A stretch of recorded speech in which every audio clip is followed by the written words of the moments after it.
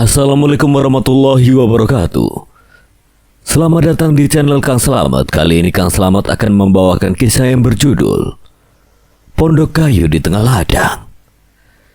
Cerita ini ditulis oleh Indra Gunawan. Dan sebelum kita masuk ke ceritanya, buat kalian yang belum subscribe channel ini, tekan tombol subscribe-nya terlebih dahulu dan tekan tombol notifikasinya agar kalian tidak ketinggalan cerita seram lainnya dari Kang Slamet. Gak usah berlama-lama lagi, langsung saja kita masuk ke ceritanya. Pondok Kayu di Tengah Ladang. Si pengumurah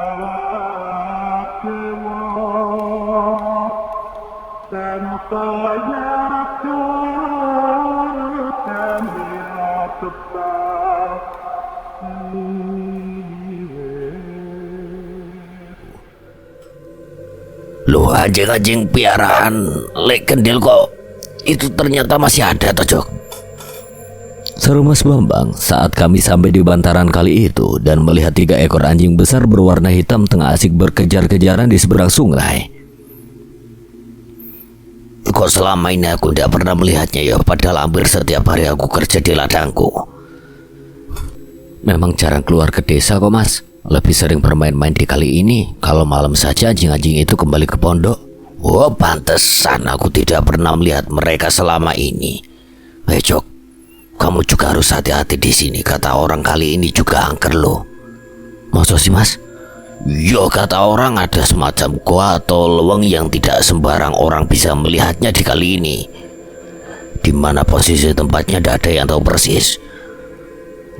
Kata orang, leweng itu tembus sampai ke laut selatan sana. Barang siapa yang masuk ke dalam leweng itu dijamin dia akan bisa kembali keluar lagi. Wah, bahaya dong Mas.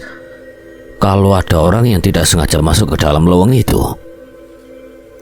Makanya itu, kamu jangan sering-sering kesini. Bilangin juga sama istrimu, kalau mau mandi dan nyuci lebih baik di kali Salahan aja. Jangan di kali ini, lebih aman, Jok.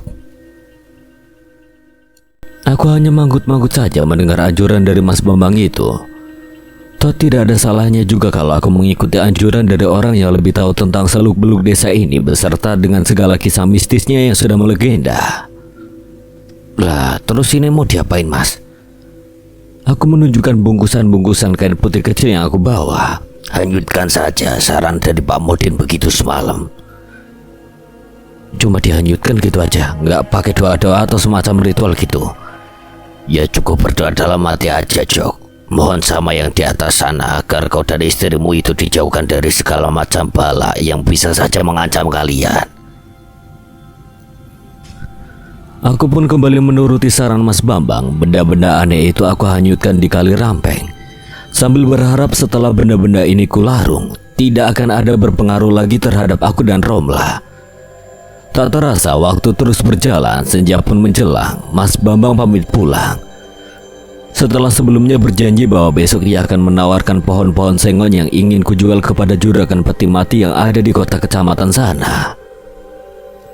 Praktis setelah kepergian Mas Bambang, suasana pondok kembali terasa sepi. Romla sepertinya masih enggan untuk sekedar bertegur sapa denganku. Ia justru asik duduk di bangku bambu sambil menjahit celanaku yang kemarin robek saat kupakai bekerja di ladang. Untuk membunuh rasa sepi, aku menyalakan radio transistorku, lalu menyalakan api di tungku untuk sekedar menghangatkan badanku. Ketiga ekor anjingku ikut meringkuk di sekitar tungku. Sepertinya mereka juga merasa kehilangan. Sempat beberapa kali dilirik oleh Romla yang masih asik dengan jahitannya. Ada rasa perih yang kurasa mengiris dada. Sehari tanpa tegur sapa dari Romla terasa begitu menyiksa perasaanku. Ingin rasanya aku menegurnya terlebih dahulu, namun aku ragu. Romla masih dalam suasana hati yang tidak enak. Kalau aku sampai salah bicara, yang ada justru aku membuatnya bertambah marah. Tak terasa malam merambat kian larut. Aku masih duduk terkantuk-kantuk di depan tungku saat tiba-tiba terdengar suara ketukan dari pintu. Sejenak, aku dan Romla tanpa sengaja saling pandang. Siapa lagi yang bertamu di tengah malam buta begini? Tengah asik aku duduk terkantuk-kantuk di depan tungku untuk menghangatkan badan. Tiba-tiba terdengar suara ketukan pintu dari arah luar pondok. Untuk sejenak aku dan Romlah saling pandang. Siapa lagi yang bertamu di tengah malam buta begini? Siapa? Aku Jok, Mbak Yumu. Terdengar sautan dari arah luar, jelas itu suara Mbak Halimah. Kembali aku dan Romlah saling pandang, kali ini dengan raut muka keheranan. Mau apa lagi perempuan itu datang kemari? Biar aku aja, Bang. Suara bernada dingin dari Romlah menyurutkan niatku yang hendak beranjak untuk membuka pintu. Aku kembali duduk, sementara Romlah berjalan perlahan menuju ke arah pintu dan membukanya. Dari sudut mataku, aku bisa melihat kedua perempuan itu saling bersitatap di depan pintu dengan mulut saling membisu terkunci rapat. Sampai akhirnya, suara pelan Mbak Halimah memecah kebisuan itu. Dia Romlah, maafkan kalau masuk, Mbak. Suara Romlah yang masih terkesan dingin memotong ucapan Mbak Halimah.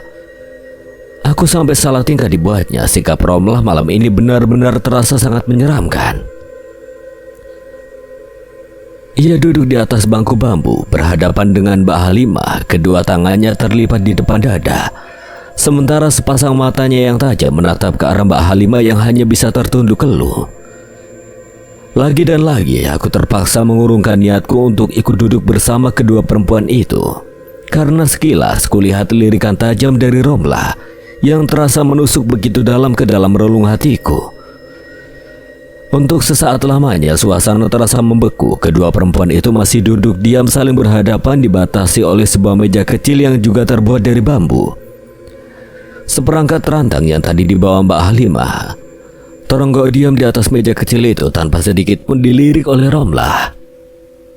Dia Romlah, dan juga kamu Jok, aku minta maaf soal kejadiannya semalam dan Mbak sadar dengan apa yang telah Mbak Halimah lakukan semalam.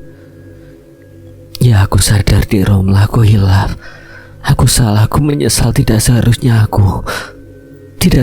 aku melakukan semua itu. Dan Mbak Halimah juga sadarkan bahwa orang yang akan Mbak Halimah celakai itu adalah saudara Mbak sendiri. Ya, aku sadar. Maafkan aku benar-benar hilaf. Apa salah kami Mbak sampai-sampai tega melakukan hal seperti itu kepada kami? Kalau cuma sekedar ingin menguasai ladang dan sawah peninggalan bapak ini, Mbak Halimah pasti tahu. Baik aku ataupun Bang Joko sama sekali tidak akan keberatan untuk membaginya dengan Mbak Halimah, asal Mbak Halimah ngomong baik-baik kepada kami. Biar bagaimanapun kita ini masih saudara Mbak, tapi dengan apa yang telah Mbak Halimah lakukan semalam, aku benar-benar tidak habis pikir dengan jalan pikiran sampean. Bagaimana bisa? Maafkan aku Romlah, maafkan Mbak Yumu yang tidak tahu diri ini. Aku benar-benar hilaf, Sudahlah Mbak. Tak tega mendengar isak tangis dari kakak sepupuku itu, aku memberanikan diri untuk ikut bicara. Meski lirikan tajam dari Romlah kembali menusuk ke jantungku. Tidak perlu diperpanjang lagi. Aku dan Romlah sudah memaafkan kehilafan Mbak Halimah semalam. Bukan begitulah? Romlah hanya mendecis sambil membuang muka saat aku menoleh ke arahnya. Terima kasih Jok. Dan sebenarnya aku malu untuk mengatakan semua ini, tapi aku tidak tahu lagi harus minta tolong pada siapa. Aku beranjak dari depan tungku lalu ikut duduk di samping Romlah. Perempuan itu sedikit menggeser posisi duduknya, seolah sengaja ingin menjaga jarak dariku, membuatku hanya bisa tersenyum kecut karenanya. Katakan saja kalau memang ada yang ingin Mbak Halimah sampaikan. Gimana ya? Sebenarnya begini Jok, Mas Bambang mengusirku dari rumah. Jadi kalau boleh, aku mau minta tolong sama kamu. Tolong pujuk Mas Bambang agar mengizinkan aku untuk pulang.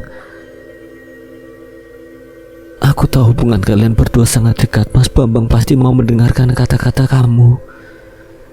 Jujur aku tidak bisa kalau harus berpisah terlalu lama dengan Mas Bambang, apalagi dengan kedua anakku. Sejenak aku terdiam mendengarkan permintaan dari perempuan itu. Bukan hal mudah untuk membujuk Mas Bambang, mengingat sifatnya yang sedikit keras kepala dan tegas. Namun melihat keadaan Mbak Halimah sekarang ini, tidak tega rasanya kalau aku harus menolak permintaannya. Akan aku coba ya Mbak, tapi aku nggak bisa janji. Mbak tahu sendiri kan sifat Mas Bambang seperti apa. Terima kasih ya Jok. Tidak perlu berterima kasih Mbak. Kita kan saudara, sudah sepantasnya untuk saling membantu. Dan ngomong-ngomong, Mbak tadi sendiri datang ke sini. Iya, di rumah bapak aku juga merasa serba salah Jok. Bapak dan si Mbok juga seolah ikut menyalahkanku. Aku merasa jadi tidak nyaman untuk berlama-lama tinggal di sana. Ya ampun Mbak, kenapa nggak besok aja coba kesininya? Ini udah larut malam loh. Dan dari patrolan ke sini kan lumayan jauh. Mbak jalan kaki tadi ke sini. Iya, tapi tidak apa-apa lah. Mungkin ini semua pantas aku dapatkan Jok, untuk menebus semua kesalahanku. Lah, masih ada gula sama teh kan? Gak usah repot-repot Dek. Sudah malam juga, aku harus segera pulang. Ya udah kalau begitu biar aku maksudku biar kami antar pulangnya ya Mbak. Gak usah Jok, malah ngerepotin nanti. Gak apa-apa Mbak, kami sama sekali tidak merasa direpotkan kok. Sekalian saja kita ke rumah Mas Bambang sekarang, biar cepat selesai masalah ini. Tapi Jok, percaya padaku Mbak, semarah-marahnya Mas Bambang, aku yakin dia tidak akan benar-benar tega kepada Mbak Halimah. Aku mencoba meyakinkan Mbak Halimah meski aku sendiri tidak yakin bisa membujuk Mas Bambang nantinya. Akhirnya jadilah malam ini juga kami bertiga pergi ke rumah Mas Bambang. Dan benar dugaanku, sambutan Mas Bambang tidak begitu baik saat melihat aku datang bersama Mbak Halimah. Namun setelah perdebatan yang alot, akhirnya aku pun berhasil meyakinkan Mas Bambang. Baiklah, kau boleh tinggal di sini, tapi jangan harap aku akan sudi untuk menyentuhmu lagi. Aku mengizinkan kamu tinggal di sini semata-mata hanya demi anak-anak. Tapi ingat, jika sekali lagi kamu bikin masalah, maka jangan harap akan ada ampun bagimu. Lega rasanya akhirnya masalah ini bisa kami selesaikan juga. Setelah berbasa-basi sejenak dengan Mas Bambang, aku dan Romlah pun pamit pulang. Tidak banyak yang kami perbincangan dalam perjalanan kembali ke pondok itu, karena Romlah sepertinya masih enggan untuk bicara denganku. Hingga saat kami tiba kembali di pondok, rasa lega yang sesaat lalu kurasakan sepertinya harus kutelan kembali. Masalah yang semula sudah kuanggap selesai ternyata baru dimulai. Romlah nampak diam terpaku saat turun dari mobil, sementara aku yang tidak begitu memperhatikan sikap ganjilnya itu bergegas masuk ke teras untuk membuka pintu. Sebentar Bang. Romlah tiba-tiba berseru sambil bergegas menyusul langkahku dan menahan lenganku yang telah siap untuk membuka pintu. Ada apa? Dasar perempuan haram jadah tidak tahu diuntung. Alih-alih menjawab pertanyaanku, Romlah justru mendengus kasar, lalu segera menyambar dan membuka pintu pondok dengan cara yang lebih kasar sebelum akhirnya melangkah bergegas masuk ke dalam pondok.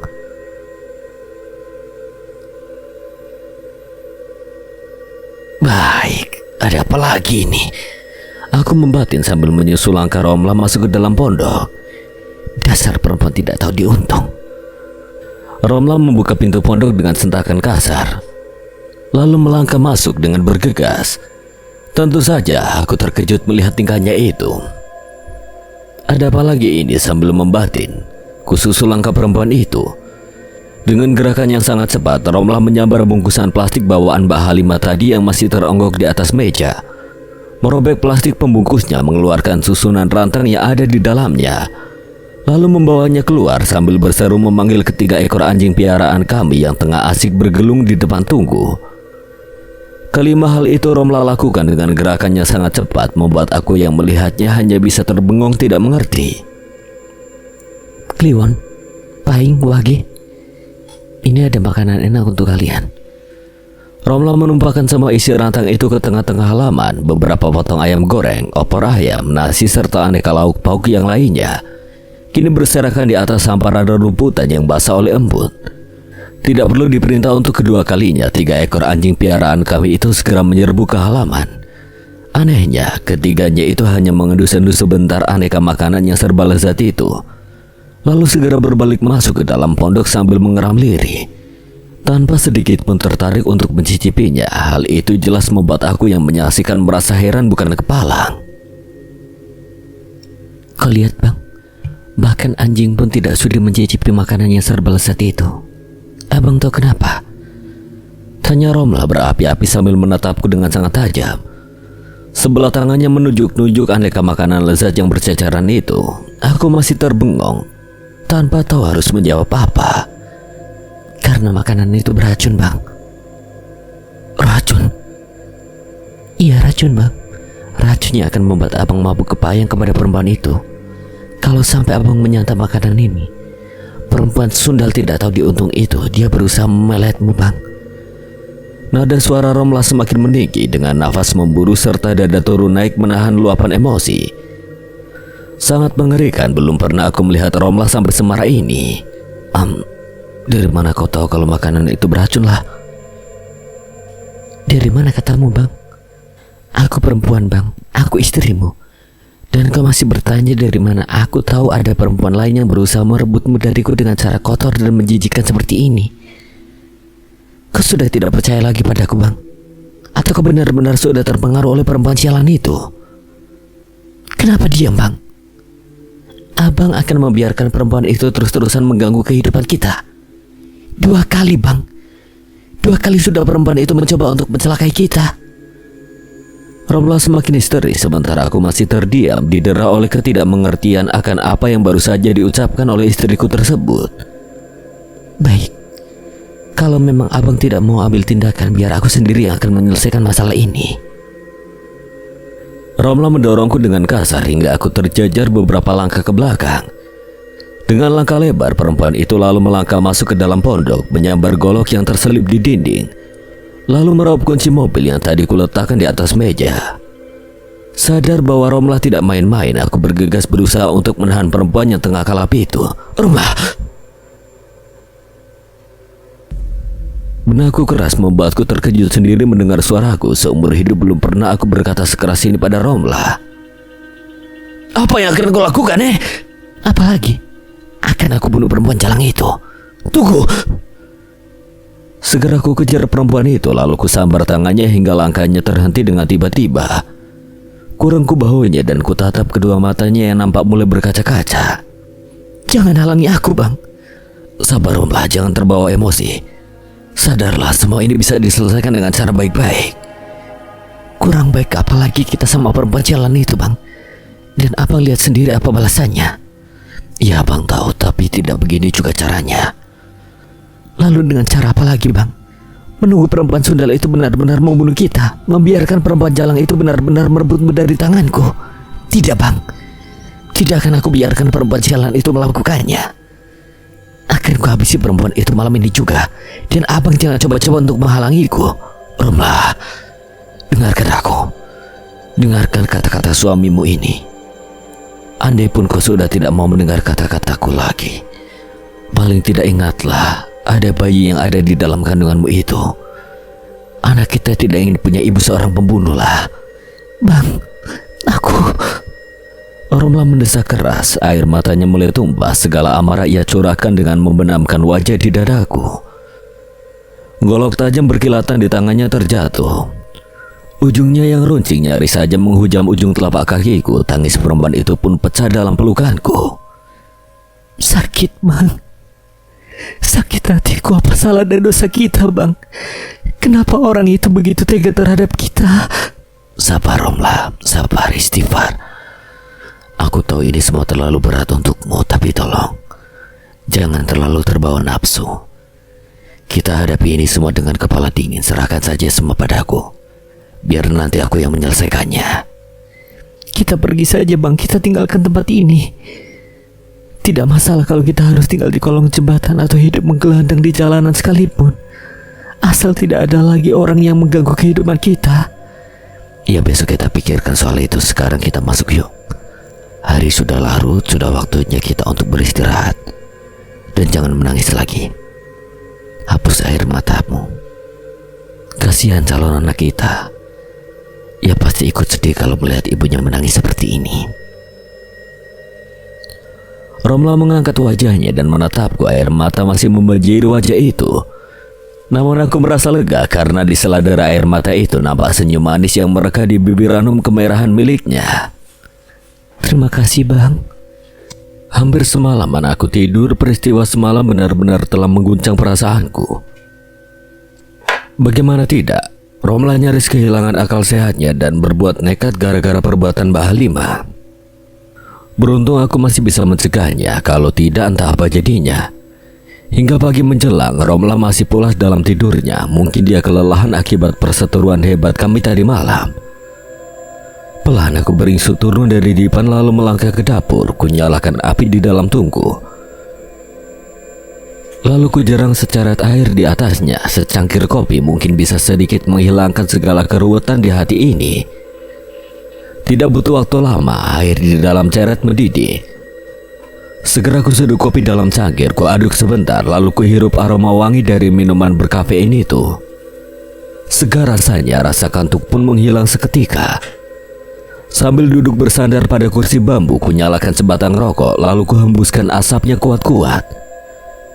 Pikiranku menerawang jauh mencoba mencari jalan keluar yang terbaik untuk semua masalah yang sedang kuhadapi saat ini. Kenapa abang tidak membangunkanku? Suara Romlah terdengar tiba-tiba dari arah belakangku mengejutkanku. Aku menoleh dan kulihat Romlah telah berdiri menyandar pada sisi pintu bilik. Kau tidur sangat lelap, Romlah. Aku tidak tega untuk membangunkanmu. Abang nyeduh kopi sendiri. Tak baik perempuan hamil minum kopi. Romlah tersenyum, lalu tiba-tiba menyandarkan kepalanya di bahuku. Maafin aku ya bang soal yang semalam itu. Sudahlah, lupakan saja. Aku paham kok dengan apa yang kau rasakan. Aku benar-benar hilaf bang. Entah apa jadinya jika abang tidak mencegahku semalam. Aku tahu. Dan aku paham dengan apa yang kamu rasakan lah. Kalau memang kamu sudah merasa tidak nyaman tinggal di desa ini. Tidak bang, lupakan saja semua kata-kataku semalam itu. Abang sudah terlalu keras berusaha agar kehidupan kita kembali membaik. Aku tidak ingin menambah beban abang lagi. Aku lega rasanya saat mendengar penuturan Romlah itu. Romlah sepertinya telah kembali menjadi Romlahku yang dulu lagi. Syukurlah, aku senang mendengarnya lah. Kuangkat dagu Romlah hingga wajah kami saling berhadapan. Kuusap kedua pipinya yang gembul, lalu ku kecup keningnya dengan lembut. Sejenak wajah perempuan itu memerah sebelum akhirnya seolah senyum merekah di bibirnya. Udah siang bang, aku siapkan sarapan dulu ya. Dengan wajah yang masih bersemu merah, Romlah beranjak bangkit lalu melangkah menuju ke tungku dapur. Oh iya bang, persediaan beras kita udah menipis, bisa abang nanti ke pasar untuk membelinya. Ke pasar? Ide yang sangat bagus. Sambil ke pasar mungkin aku bisa singgah ke rumah Mas Bambang. Dengan senang hati Romlah, biar nanti setelah sarapan aku pergi ke pasar. Terima kasih ya bang. Romlah menoleh dan melempar senyum ke arahku. Senyum yang sangat manis membuat segala keruwetan yang semula menggelayut di benakku hilang seketika. Iseng aku lalu ikut berkutat di dapur, membantu istriku itu memasak. Atau lebih tepatnya untuk dibilang mengganggu, karena aku lebih banyak ngerecokin daripada membantu. Sudah lama aku tidak melakukan hal seperti ini bersama Romlah, tepatnya semenjak kepindahan kami ke desa ini. Sambil memasak, obrolan-obrolan ringan membuat kami bisa kembali akrab. Setelah beberapa hari belakangan hubungan kami sempat terasa dingin. Oh iyalah, semalam itu kamu tahu dari mana kalau makanan yang dibawa Mbak Halimah itu? Ups, lancangnya mulutku. Kenapa juga kutanyakan soal itu? Pertanyaan yang mungkin bisa merusak suasana hati Romlah yang baru saja bisa mencair. Syukurlah, sepertinya Romlah tidak terlalu terpengaruh dengan pertanyaanku itu. Mbak Dewi yang memberitahuku bang. Mbak Dewi? Iya, semalam begitu kita pulang dari rumah Mas Bambang itu, saat aku baru turun dari mobil, tiba-tiba Mbak Dewi muncul mendekatiku dan membisikkanku soal makanan itu.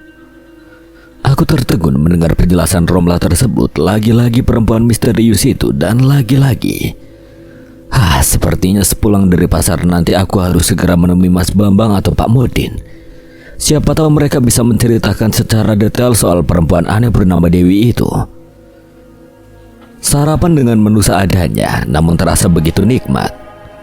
Itu yang aku rasakan pagi ini. Segala resah dan gelisah yang kurasakan beberapa hari belakangan ini Luntur sudah oleh sikap Romlah yang kembali normal seperti sedia kala.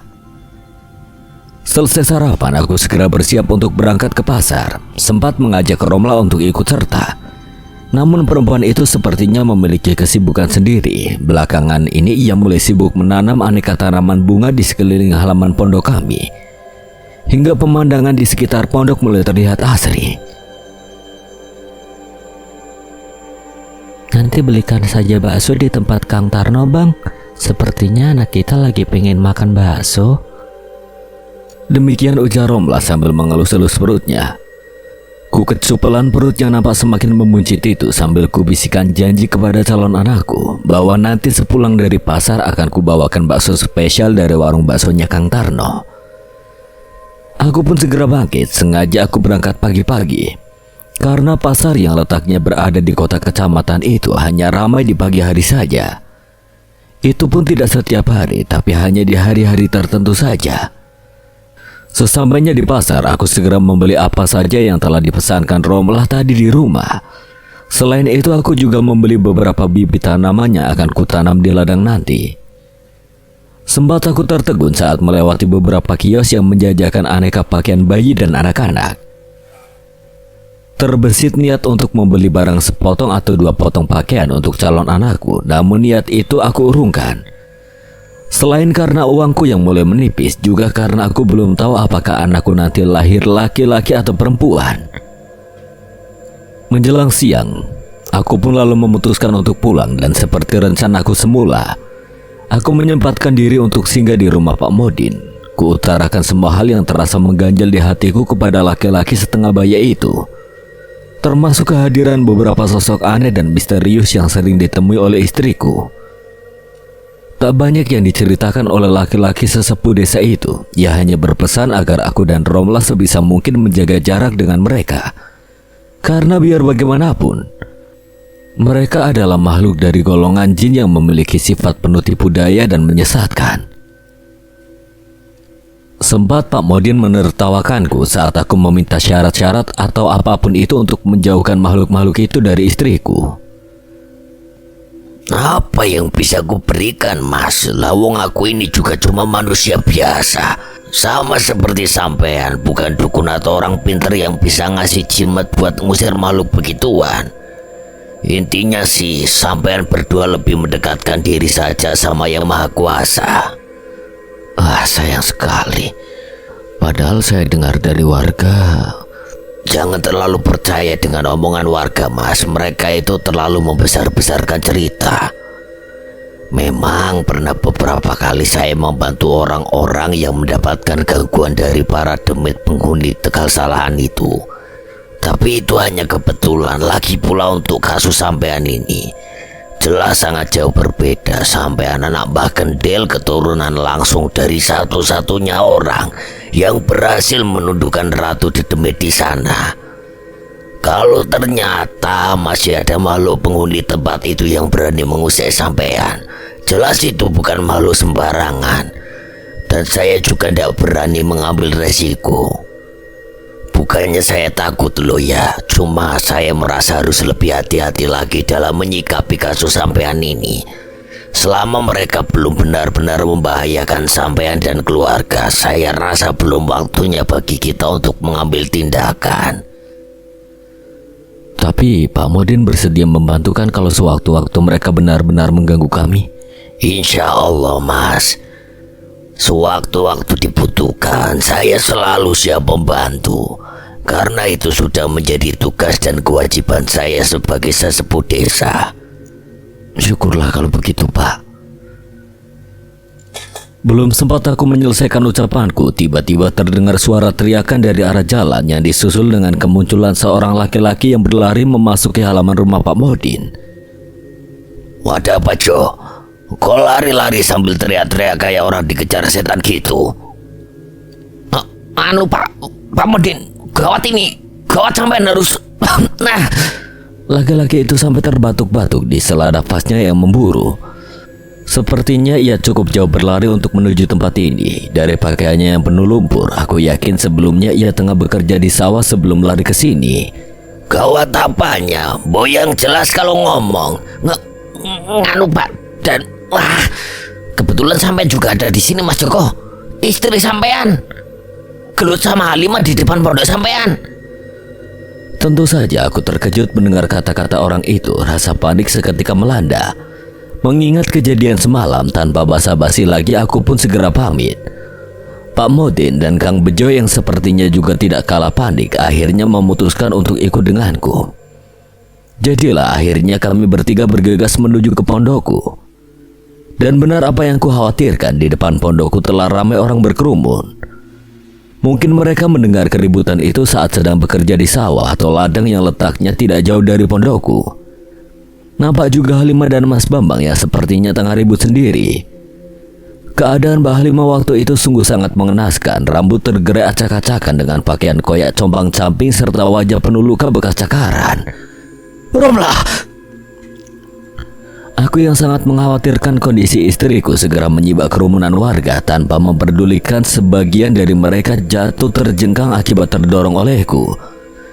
Yang ada dalam pikiranku saat itu cuma satu, keselamatan Romlah dan bayi di dalam kandungannya. Beruntung sepertinya Romlah baik-baik saja. Ia nampak mencak-mencak di teras, meneriakkan sumpah serapah sambil menunjuk-nunjuk ke arah Mbak Halimah. Beberapa warga perempuan nampak mencoba untuk menenangkannya. Segera ku peluk perempuan yang tengah histeris seperti orang kesurupan itu. Pak Modin yang tanggap akan situasi segera membubarkan kerumunan warga dan hanya menyisakan Mas Bambang dan Mbak Halimah yang masih terus ribut perang mulut di halaman pondok. Butuh waktu beberapa saat sampai aku bisa benar-benar menenangkan Romlah. Perlahan ku bujuk ia agar mau duduk di balai-balai bambu yang ada di teras. Lalu pelan-pelan ku tanyakan kenapa ia sampai ribut dengan Mbak Halimah. Perempuan tidak tahu malu itu, Bang. Dia masih berani datang kemari untuk menemuimu. Aku sudah menyuruhnya pulang dengan cara baik-baik, tapi ia malah mengata-ngataiku. Romlah menjawab dengan suara keras seolah sengaja agar didengar oleh Mbak Halimah yang masih ribut dengan Mas Bambang di halaman. Kamu yang tidak tahu diuntung, Romlah. Aku kan datang ke sini dengan niat baik. Hanya ingin mengucapkan terima kasih karena Joko semalam sudah bersedia mengantarku pulang dan membujuk Mas Bambang. Tapi kau malah mengusirku seperti mengusir anjing kurap. Niat baik katamu. Kau pikir aku tidak tahu dengan niat busukmu itu, perempuan sudal? Niat busuk katamu. Kau yang busuk, Romlah. Kau pikir siapa dirimu sampai... Diam, Halimah! Mas Bambang membentak keras. Sekeras tangannya yang melayang dan mendarat di pipi Mbak Halimah dan membuat perempuan itu terpekik dan nyaris terpelanting. Dari kemarin kerjamu bikin masalah aja. Sudah bagus Joko dan Romlah mau membantumu untuk membujukku agar mau menerimamu kembali. Sekarang kau malah bikin ulah lagi. Dasar. Sudah. Kalian ini kan saudara, kenapa malah jadi pada ribut begini? Kalau memang ada masalah kan bisa dibicarakan secara baik-baik. Apa kalian tidak malu ribut sampai jadi tontonan orang desa seperti ini? Kami semua terdiam. Aku kembali mendudukkan Romlah di balai-balai bambu. Sementara Mas Bambang nampak masih menatap ke arah Mbak Halimah dengan tatapan penuh emosi. Perempuan itu hanya bisa menunduk sambil mengusap-usap pipinya yang memerah akibat tamparan dari sang suami tadi. Pak Modin sendiri akhirnya ikut duduk di sebelahku. Maaf Mas, bukannya aku bermaksud kurang sopan. Tapi tolong ada baiknya aja Mbak Halimah pulang dulu. Iya Jok, maafkan atas kelakuan Mbak Yumu. Dia, Mas. Aku menyela tegas karena jujur aku tidak mau lagi ada keributan di pondok ini. Dan selama Mbak Halimah masih di sini, sepertinya Romlah juga belum mampu menahan emosi. Mas Bambang pun mengangguk pelan lalu menyambar tangan Mbak Halimah dan menyeretnya pulang. Jangan lupa bawa pulang kembali makanan beracun yang kau bawa ini. Dengan kasar Romlah menyambar susunan rantang yang teronggok di atas balai-balai bambu tempat kami duduk. Lalu melemparkannya tepat ke wajah Mbak Halimah. Isi dari rantang itu pun tumpah berhamburan. Sebagian mengotori wajah Mbak Halimah, sebagian lagi jatuh berhamburan ke tanah. Jelas itu membuat Mbak Halimah kembali meradang, namun Mas Bambang dengan sigap segera menyeretnya pulang. Sebenarnya ada masalah apa Thomas, kok sampai jadi ribut seperti ini? Tanya Pak Modin begitu Mas Bambang dan Mbak Halimah berlalu dari hadapan kami. Aku pun lalu menceritakan duduk permasalahannya yang membuat Romlah begitu benci kepada Mbak Halimah. Dia akan celaka. Perempuan itu akan celaka. Tidak baik menyumpahi orang seperti itulah. Bukan aku yang menyumpahi bang, tapi Mbak Dewi yang akan memberikan pelajaran kepada perempuan jahil itu. Ujar Romlah masih dengan suara tajam serta kilatan mata aneh membuat aku dan Pak Modin yang mendengarnya hanya bisa saling pandang keheranan. Dewi ya, sepertinya masalahnya makin serius ini mas. Lah, aku dengar Mbak Halimah sakit. Dari mana bang tahu? Tanya Romlah tanpa menoleh. Kedua tangannya sibuk mengupas buah mangga mangkal yang siang tadi kupetik di ladang. Ada beberapa warga yang bilang saat tadi ketemu di ladang. Lalu? Tidakkah sebaiknya kita menengoknya? Sejenak Romlah menatapku, lalu kembali sibuk dengan buah mangga di tangannya. Terserah bang aja. Kamu tidak keberatan? Kenapa harus keberatan? Soal yang kemarin itu kupikir tidak ada aku untuk melarangmu ke sana bang. Biar bagaimanapun ia saudaramu, yang berarti juga adalah saudaraku. Asal abang bisa jaga mata dan jaga hati aja. Kau cemburu? Istri mana yang tidak cemburu kalau suaminya dilirik orang bang? Tapi Romlah percaya abang tidak mungkin macam-macam. Syukurlah kalau begitu. Oh ya, soal yang kemarin itu bagaimana ceritanya sampai bisa terjadilah? Soal yang mana bang? Kau ini kura-kura dalam perahu. Abang tanya aja sendiri sama Mbak Halimah. Tapi aku lebih percaya padamu lah. Romlah berbicara sambil menelan potongan buah mangga yang memenuhi mulutnya, lalu memperjelas ucapannya. Dia mengata-ngataiku bang. Apa yang dia bilang? Banyak kata-kata yang sangat pedas dan menyakitkan yang membuat kupingku menjadi panas seketika. Lalu? Apalagi ku jambak rambutnya, lalu ku remas mulutnya yang lemes itu. Habis itu ku banting dan ku cakar-cakar mukanya. Sayang warga keburu datang, kalau tidak, mungkin udah ku kencingi wajah mesumnya itu. Kejam. Siapa yang kejam bang? Enggak kok. Oh iyalah, kalung yang kau pakai itu apa tidak sebaiknya dilepas saja? Memangnya kenapa bang? Pak Modin yang menyarankan begitu. Oh, aku kira bang telah berjumpa dengan Mbak Dewi. Mbak Dewi? Iya, kemarin dia juga menyarankan seperti itu bang. Tapi kata nenek Boging, kalung ini harus selalu kupakai untuk menjaga bayi dalam kandunganku ini dari pengaruh buruk. Pengaruh buruk apa? Entahlah, aku juga nggak tahu bang. Aneh. Aku juga bingung bang, mana yang harus kuturuti, saran dari Mbak Dewi atau nenek Boging? Kenapa tidak menuruti kata-kata suamimu ini saja? Menurut abang? Lepas sajalah. Kalung itu menodai kecantikanmu. Kau lebih cantik kalau tidak mengenakan kalung itulah. Heleh, gombal. Romlah tertawa lalu melepas kalung aneh yang dikenakannya itu. Bagaimana bang? Apa sekarang aku sudah terlihat lebih cantik? Luar biasa, sangat cantik lah. Begitu aja. Lalu? Mubazir kalau cantik tapi cuma diliatin aja bang. Lalu maumu? Bang ini kura-kura dalam perahu. Abang mau masuk apa tidur di luar? Aku tersenyum tanpa menunggu diperintah untuk kedua kalinya. Aku pun bergegas menyusulnya masuk ke dalam bilik. Paginya setelah sarapan aku berencana untuk mengajak Romlah menjenguk Mbak Halimah, namun belum juga kami berangkat. Justru Mas Bambanglah yang keburu datang ke pondokku. Aku butuh bantuan kalian, terutama kamu Romlah. Bantuan apa mas? Aku keheranan kalau dilihat dari penampilan Mas Bambang yang begitu kusut dan berantakan. Sepertinya ia sedang menghadapi masalah yang sangat berat. Ini soal bayumu Jok. Dia sakit dan sepertinya hanya istrimu yang bisa membantunya. Kok aku mas? Itu karena penyakit yang dideritanya bukan penyakit sembarangan lah. Bahkan Pak Modin saja sudah angkat tangan. Lalu aku ingat saat dia kemarin sedang kesurupan. Dengan mudahnya kau bisa mengusir setan yang merasukinya. Jadi Oh, jadi Bayu kesurupan lagi tuh, Mas? Bukan, Jok. Tapi sepertinya Bayu itu sudah gila, Jok. Gila? Gila bagaimana maksudnya, Mas? Entahlah, aku sendiri juga bingung gimana cara menjelaskannya. Kalian lihat saja sendiri sana, aku sudah sangat pusing dengan semua masalah yang ditimbulkan oleh Bayumu itu. Aku dan Romla saling pandang, separah itukah karma yang diderita oleh Mbak Halimah?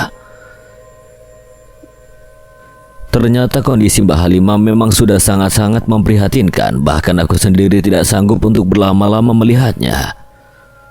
Mas Bambang sengaja mengurungnya di dalam kamar, karena tidak ingin istrinya itu menjadi tontonan orang sekampung. Tak heran kalau Mas Bambang sampai pusing dibuatnya, kondisi perempuan itu sudah sangat mirip dengan si Kelantung, gelandangan gila yang sering berkeluyuran di desa ini. Sebentar-sebentar ia menangis, lalu sebentar kemudian tertawa terbahak-bahak, dan sekejap kemudian meringis dan mendesis sambil merasa tidak jelas. Rambut di kepalanya sudah awut-awutan tak karuan. Dan yang paling parah, kini perempuan itu dalam keadaan telanjang bulat tanpa ada sehelai benang pun yang menutupi tubuhnya. Kenapa bisa sampai begini, Mas? Mana aku tahu, Jok. Tiba-tiba saja dia seperti itu semenjak dia ribut dengan istrimu kemarin itu. Menangis dan tertawa-tawa sendiri tanpa sebab.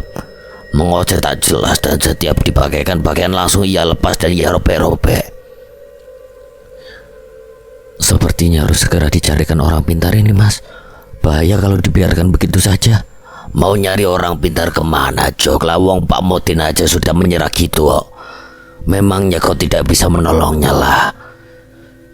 Romla hanya menggeleng lemas sambil menggigit bibir bagian bawahnya. Sepertinya ia juga tidak tega melihat penderitaan yang dialami oleh Mbak Halimah. Andai aku bisa, Mas. Tapi aku bisa apa menghadapi masalah seperti ini? Sepertinya benar apa yang dikatakan Bang Joko tadi, sebaiknya kita segera mencari orang pintar. Makin cepat makin baik, kasihan kalau Mbak Halimah kelamaan dibiarkan seperti itu. Biar nanti ku temani, Mas. Dan sebaiknya kita tanya Pak Modin dulu. Siapa tahu beliau punya kenalan orang yang bisa mengatasi masalah seperti ini. Joko, sini sayang, masuk ke kamarku. Peluk aku sayang, aku sudah sangat merindukanmu. Merinding sekujur tubuhku saat mendengar Mbak Halimah tiba-tiba berseru seperti itu sambil menggedor-gedor pintu kamarnya yang tertutup rapat. Seharian ku habiskan waktu untuk menemani Mas Bambang mencari orang pintar yang bisa menyembuhkan Mbak Halimah. Atas petunjuk Pak Modin, kami pergi ke kota Es menemui seorang kiai kenalan dari Pak Modin. Alhamdulillah Pak Kiai yang ternyata sudah sangat sepuh itu bersedia untuk membantu. Bersama dengan 2 orang santrinya, kami memboyong Pak Kiai ke rumah Mas Bambang. Segala sesuatu yang dibutuhkan oleh Pak Kiai segera kami persiapkan. Cukup berat penyakit yang menimpa Mbak Halimah ini, demikian kata Pak Kiai setelah melihat kondisi Mbak Halimah. Dia terkena tulahnya sendiri akibat diam-diam berhubungan dengan seorang dukun. Entah dengan tujuan apa Pak Kiai enggan untuk menjelaskan. Yang jelas, jampi-jampi atau ilmu hitam yang dikirim oleh sang dukun kepada entah siapa atas permintaan Mbak Halimah justru berbalik dan mengenai Mbak Halimah sendiri. Butuh waktu dan usaha keras bagi Pak Kiai untuk mengobati Mbak Halimah, itu pun hasilnya tidak bisa maksimal. Kata Pak Kiai kalau memang mau sembuh total, kami harus menemukan dukun yang sempat dihubungi oleh Mbak Halimah itu dan memintanya untuk mencabut ilmu yang dia kirim yang kini bersemayam dalam tubuh Mbak Halimah.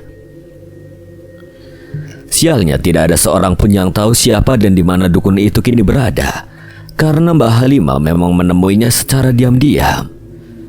Dan percuma saja menanyakan keberadaan dukun itu kepada Mbak Halimah, mengingat kondisi Mbak Halimah sendiri sudah seperti itu.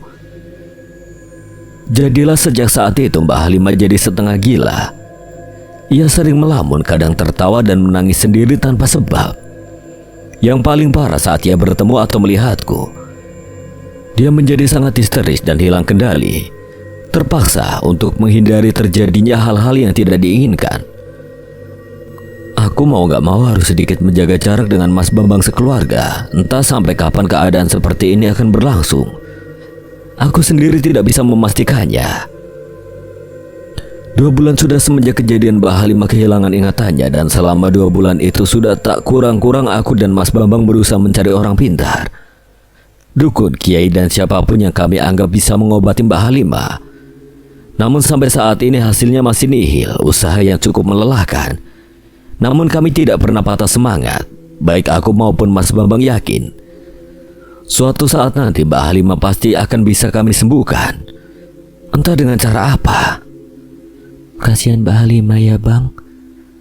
Romlah berujar lirih saat malam itu kami berdua bercengkerama di teras pondok. Entah kenapa aku tidak pernah merasa bosan menikmati suasana malam di sekitar pondok tua ini.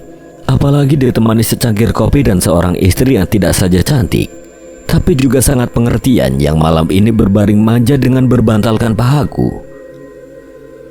Ya mau gimana lagi lah. Sudah gak kurang-kurang usaha kita selama ini untuk menyembuhkannya, namun sampai saat ini belum ada hasilnya juga. Memang gak ada yang tahu sama sekali ya bang soal dukun yang dulu didatangi oleh Mbak Halimah itu. Satu-satunya orang yang tahu ya cuma Mbak Halimah sendirilah. Dan kondisinya sekarang sudah seperti itu. Percuma juga kalau kita bertanya padanya. Aku jadi merasa bersalah bang. Merasa bersalah? Ya kalau seandainya waktu itu aku bisa sedikit menahan diri dan tidak emosi, mungkin kejadiannya gak akan seperti ini. Jangan berpikir seperti itulah. Semua ini bukan murni salah kita kok. Mungkin memang sudah takdirnya Mbak Halimah harus seperti itu. Tapi tetap aja bang. Shh. Udah, gak usah mikir yang macam-macam. Ingat, kamu sedang mengandung dan sebentar lagi melahirkan. Jadi untuk sementara buang jauh-jauh segala pikiran buruk yang bisa mengganggu perasaanmu. Abang gak mau kamu sampai stres nantilah. Iya aku paham bang. Oh iya bang, kalau anak kita udah lahir nanti pasti kita akan lebih bahagia lagi ya bang. Pondok ini juga tidak lagi sepi karena ada tangisan bayi. Pasti sayang. Terima kasih ya lah. Sebentar lagi kamu akan menghadirkan seorang bidadari kecil di pondok ini. Kok bidadari bang? Memangnya abang yakin kalau anak kita nanti lahir perempuan? Menurutmu? Aku sih inginnya perempuan bang, biar cantik kayak emaknya. Kalau laki-laki? Nanti kulitnya hitam kayak bapaknya. Bisa aja kamu ya. Aku gemas kucubit hidung mungil Romlah membuat perempuan itu tertawa lepas. Oh iya bang, kata Mbah Dukun Bayi itu siapa namanya bang? Mbak Sumi. Ah iya, kata Mbak Sumi kemarin waktu kelahiranku tinggal menunggu hari saja bang. Lalu? Entahlah bang, perasaanku campur aduk antara senang, cemas, bahagia, dan takut. Tidak ada yang perlu kau cemaskan lah. Selama ini kandunganmu kan gak pernah ada masalah, jadi tenangkan hatimu. Dan jangan berpikir yang macam-macam ya, agar nanti saat tiba waktunya semua berjalan dengan lancar. Iya bang. Kira-kira seperti apa ya bang rasanya orang melahirkan? Entahlah, aku kan belum pernah melahirkan lah. Iya bang, ini. Kini giliran Romlah yang mencubit lenganku. Aku hanya tertawa kecil meski cubitan kecil Romlah benar-benar terasa sakit di lenganku. Sudah malam, kita tidur yuk. Ajakku yang segera diiyakan oleh Romlah. Kami pun lalu beranjak masuk ke dalam pondok, mengunci pintu, lalu naik ke atas pembaringan. Dan seperti biasanya, begitu mencium bantal, Romlah segera terlelap di buai mimpi.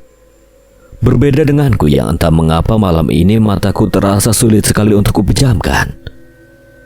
Ada perasaan asing yang mengganggu pikiranku, semacam perasaan tak enak yang membuatku gelisah tak menentu. Hingga saat lewat tengah malam, saat kedua mataku baru saja bisa terpejam, Romlah mengguncang-guncangkan lenganku dengan sedikit keras. Tentu saja aku terkejut dibuatnya, apalagi saat ini melihat Romlah yang meringis-ringis sambil memegangi perut bagian bawahnya. Bang, perutku bang, sepertinya sudah waktunya bang. Cepat abang jemput Mbak Sumi ke desa. Romlah merintih sambil meringis-ringis, membuatku panik bukan kepala. Aku bingung harus berbuat apa dan juga cemas menyaksikan Romla merintih-rintih kesakitan seperti itu. Kita saja yang ke rumah Mbak Sumi ya. Aku takut kalau harus meninggalkanmu sendirian di pondok, apalagi di tengah malam buta seperti ini. Tak apa bang, tak sanggup aku kalau harus pergi ke sana. Abang jemput saja Mbak Sumi. Soal aku di sini tidak usah abang cemaskan. Toh masih ada Kliwon, Pahing dan Wage yang menemaniku. Tapi lah, cepatlah bang, aku udah nggak tahan lagi ini. Iya, baiklah. Aku berangkat sekarang. Segera aku sambar kunci mobil, lalu dengan setengah berlari aku keluar dari pondok. Mobil tuaku kupacu secepatnya aku bisa menuju ke arah desa, meninggalkan Romla seorang diri di pondok, dengan ditemani oleh ketiga ekor anjing piaraanku yang setia. Sebuah keputusan yang sangat-sangat salah, karena sekembalinya aku dari menjemput Mbak Sumi dan juga Mas Bambang, aku menyadari bahwa teror yang sebenarnya baru saja dimulai. Aku terkesiap saat memasuki pondok dan mendapati seluruh isi pondok porak-poranda laksana habis dilanda gempa. Meja dan kursi bergelimpangan, panci, gelas, teko, wajan semua berserakan di atas lantai. Dan yang lebih mengerikan, di salah satu sudut ruangan kulihat Kliwon terkapar dengan kepala hancur dan otak berceceran. Di depan tunggu, Pahing meringkuk dengan perut terbelah dan isi perut terburai keluar. Sementara tepat di depan pintu bilik, Wage tergeletak dengan kepala yang telah terpisah dari badannya. Darah dari ketiga binatang piaraanku itu membajiri di beberapa tempat, menimbulkan aroma amis yang begitu menyengat. Romla! Aku menjerit setinggi langit sambil menerobos masuk ke dalam bilik. Kulihat Romla terbaring diam di atas dipan dengan wajah tegang dan mata terpejam. Perutnya sudah tidak lagi buncit, darah menggenang di sela-sela selangkangannya tanpa ada sosok jabang bayi yang terlihat di sana. Romla! Bayiku! Kupeluk dan guncang tubuh Romla, tangisku pecah menggema memecah kesunyian malam. Tangisan yang sepertinya sia-sia karena Romla tetap diam tidak bergerak, bahkan membuka mata pun tidak. Cepat panggil Pak Mutin. Mbak Sumi menghardik Mas Bambang yang hanya berdiri bengong di tengah-tengah ruangan. Cepat panggil Pak Mutin. Oh, iya Mbak, tapi apa? Apa tidak sebaiknya Joko saja yang menjemput Pak Mutin soalnya? Bodoh. Kau tidak lihat kondisi hatimu itu seperti apa? Bukan begitu Mbak, tapi aku udah bisa nyetir mobil. Kan lebih cepat kalau jemput Pak Modinya pakai mobil. Kau kan punya kaki, apa gunanya kakimu itu? Cepat lari ke desa, jemput Pak Mudin. Mas Bambang pun langsung hibrid lari keluar pondok, sementara aku masih terus meraung menangisi Romla dan juga bayiku yang kini entah berada di mana. Sabar le, nyebut sini biar kulihat dulu keadaan istrimu itu. Dengan suara lembut, Mbak Sumi mencoba membujukku yang masih terus saja memeluk tubuh Romla. Mbak, Romla Mbak, tolong selamatkan istriku Mbak. Selamatkan istriku dan bayiku. Di mana anakku Mbak? Ya Mbak akan coba bantu semampu Mbak. Yo, sini biar kulihat dulu keadaan istrimu. Soal anakmu, percayalah anakmu pasti selamat. Biar nanti Pak Mudin bersama warga yang mencarinya.